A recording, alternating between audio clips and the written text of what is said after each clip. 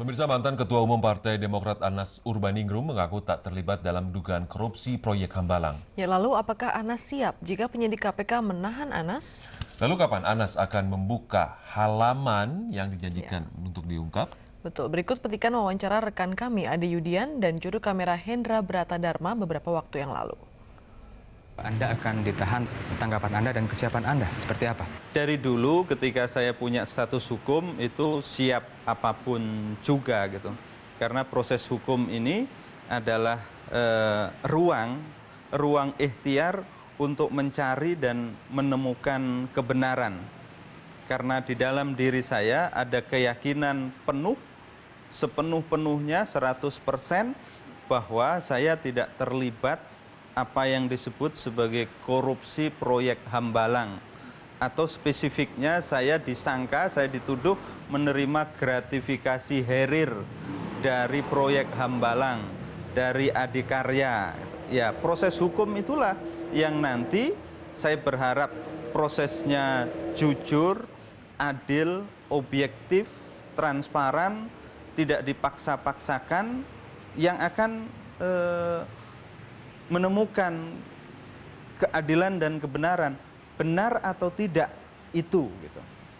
Tidak boleh dihindari, dan justru itu sekali lagi saya anggap sebagai sebuah kesempatan untuk belajar sesuatu yang baru gitu ya, dan berjuang di dalam kondisi yang tidak lapang.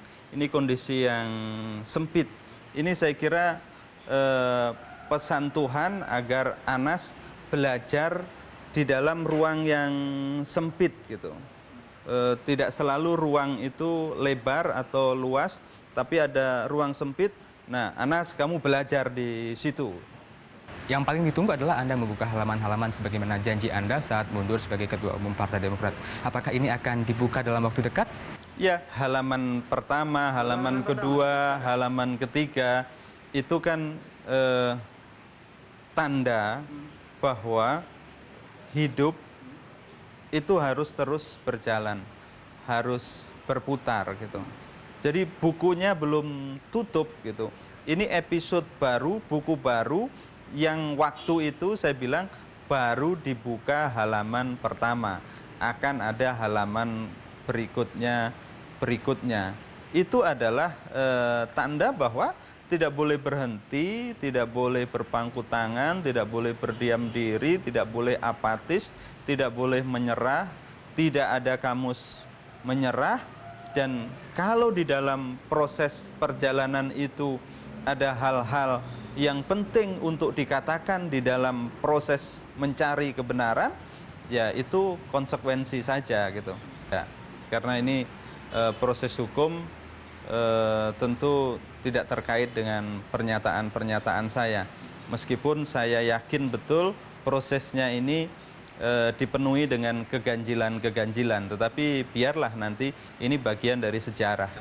Halaman itu soal Cikias dan Ibas juga misalnya? Tidak spesifik ya, karena buat saya tidak ada kamus marah, tidak ada kamus dendam.